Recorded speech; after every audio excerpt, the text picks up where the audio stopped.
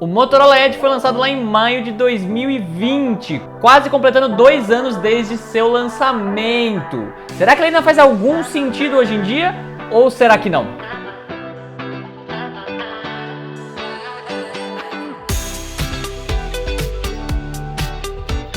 Bom, como eu disse, o celular foi lançado lá em maio de 2020, né? Sendo o primeiro smartphone da nova linha topo de linha da Motorola, né? Antes a gente tinha os Motorolas Moto X, depois os Moto Zs, e aí atualmente a gente ficou um tempo sem nenhum Motorola topo de linha e aí veio os Motorola Edge, né?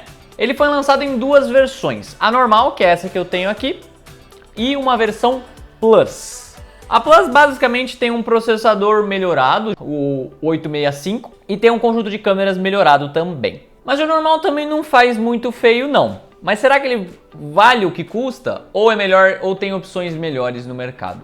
Tanto para novos quanto para usados. Bom, aqui a gente tem o Snapdragon 765G, chipset da Qualcomm, meio que costumava ser a porta de entrada para o 5G, né? Sendo que hoje em dia a gente já tem alguns processadores um pouquinho inferiores que ainda disponibilizam essa tecnologia. Mas é um processador intermediário para topo de linha, é aquele famoso intermediário avançado. Ele não chega a ser muito próximo ali da linha 800, mas é a linha mais próxima que existe, né?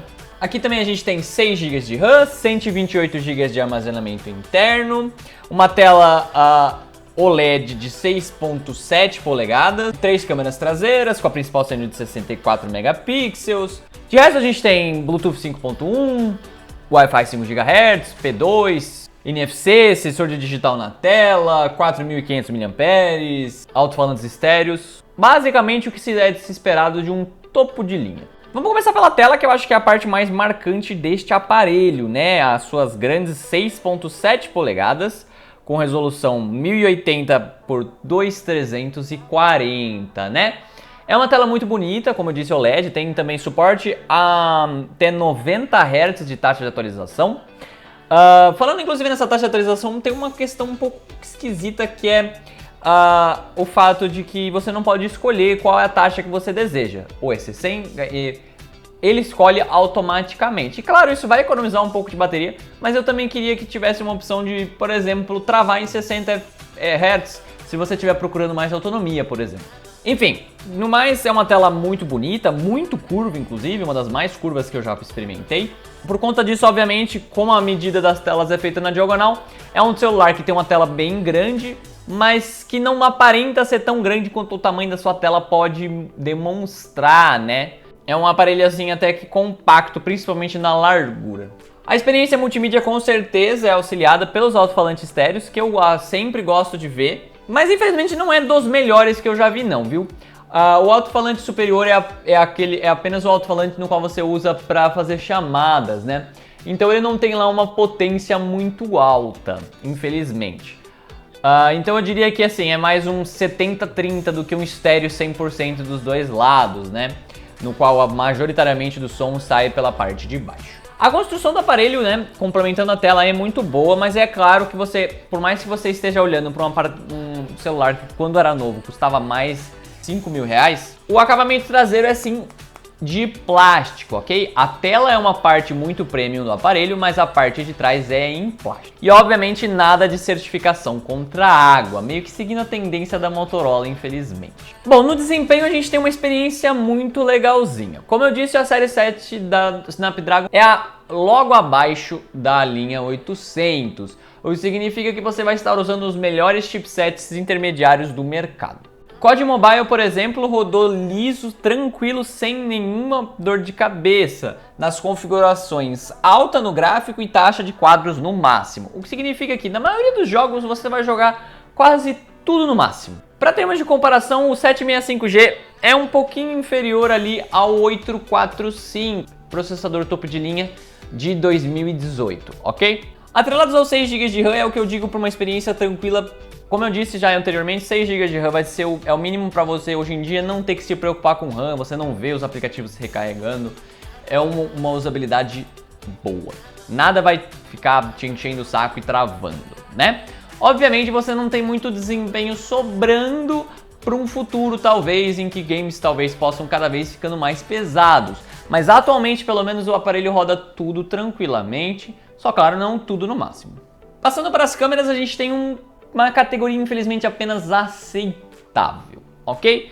Por mais que os números pudessem indicar que temos um resultado diferente, na prática não me surpreendeu muito. A principal é a melhorzinha, obviamente, de 64 megapixels, mas ela tira fotos apenas ok. A abertura 1.8 é pelo menos suficiente para você não tirar fotos muito feias de noite, mas também não surpreende muito. As outras decepcionam bastante, principalmente com a ultrawide. Você percebe claro uma diferença de processamento, de tonalidade de cores. Não é um conjunto muito bom. Isso também se repete para a frontal, ok? O Motorola Edge Plus com seus 108 megapixels provavelmente faz um trabalho sim melhor. Bom, a bateria de 4.500 mAh pode não impressionar em números. Para hoje em dia a gente vê tranquilamente 5.000, 6.000, 7.000 mAh. Mas com a tela OLED e o processador não tão gastão, eu consegui tranquilamente chegar num dia de uso, até um dia e meio. Isso mesmo com esse aparelho sendo um exemplar usado, ok? Esse aqui eu comprei usado, o aparelho já tem mais de ano de uso, ok? Infelizmente eu não consegui ver como é que tá ali a saúde da bateria, né? Quantos ciclos ela teve. Mas eu imagino que esteja ali por volta dos 300, 400, que seria o normal de um aparelho de 1 ano e poucos de uso.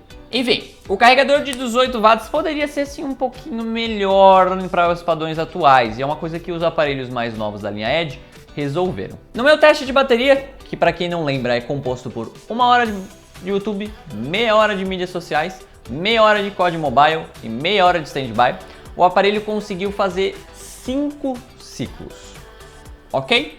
Chegando ali no 6º ciclo, morrendo ali pela metade, completando 14 horas e 21 minutos, sendo isso composto por quase 12 horas de tela ligada, o que é com certeza um resultado muito bom, comparável ali a aparelhos de intermediários que eu testei recentemente, como o A32 e o Redmi Note 10, que são aparelhos que têm sim capacidade de autonomia maior e são aparelhos mais voltados sim para o consumo de energético mais econômico. Significa que esse aparelho não tem essa proposta tanto de ser um aparelho econômico, mas ele acaba entregando muito bem nesse quesito.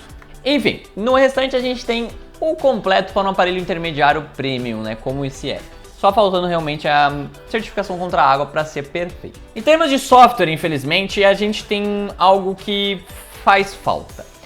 A Motorola sempre teve um software muito limpo e muito bonito, na minha opinião, com apenas algumas implementações como o aplicativo Moto, que são coisas que ajudam, né? Você tem o sacode para ligar a câmera, você tem o flash se você chacoalhar o aparelho. São apenas algumas automações bem interessantes. O Always On Display desse aparelho é, na minha opinião, o melhor da categoria, no qual você pode ver as notificações e interagir com elas, você vê um pouquinho melhor. Você não vê só aquele símbolo como você vê na Motorola de que aplicativo que te mandou uma notificação. Mas nem tudo são flores e infelizmente esse software, por mais que seja legalzinho, a Motorola não tem dado muita assistência em termos de atualizações quanto era de se esperar.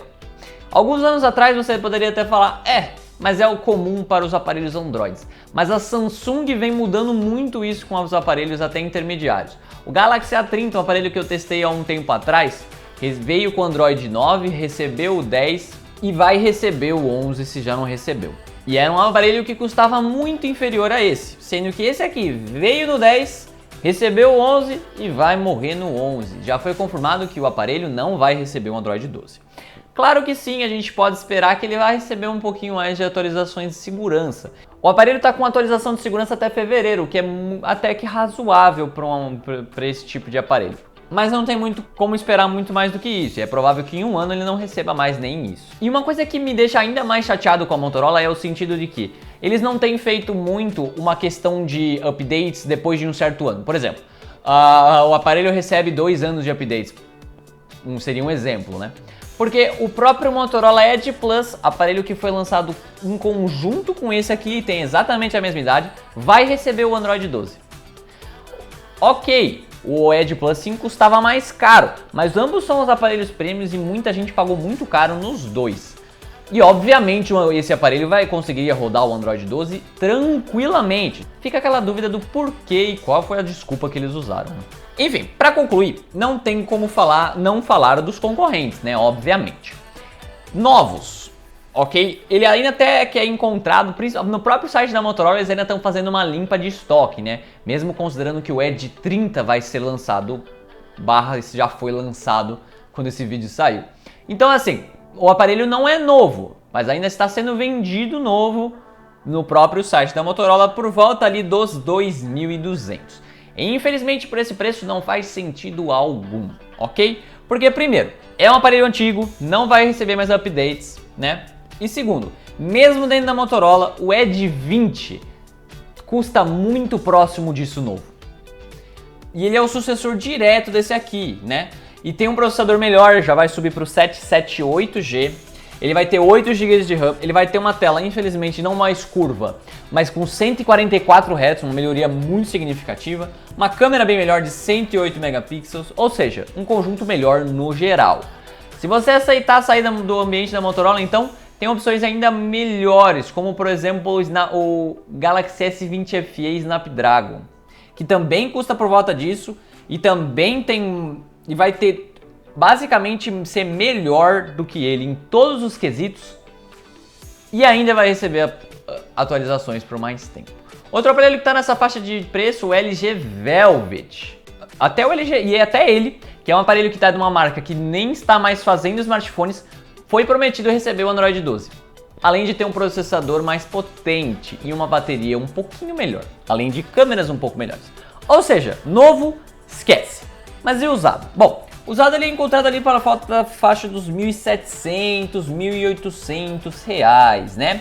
E aí a história muda sim um pouco, mas não tanto, tá? A gente encontra novamente o Velvet usado nessa faixa de preço e eu acho sim que ele é um pouco melhor do que ele. A gente encontra também o próprio S20 FE usado, também está nessa faixa de preço e é melhor do que ele, como eu já disse. Mas também a gente tem, por exemplo, aparelhos como o Galaxy M52 ou o A52s 5G, que são aparelhos muito semelhantes, que custam ali na faixa dos R$ 1.500, R$ 1.600, né, quando eles estão em estoque, né, o que é uma coisa que não é tão comum, infelizmente.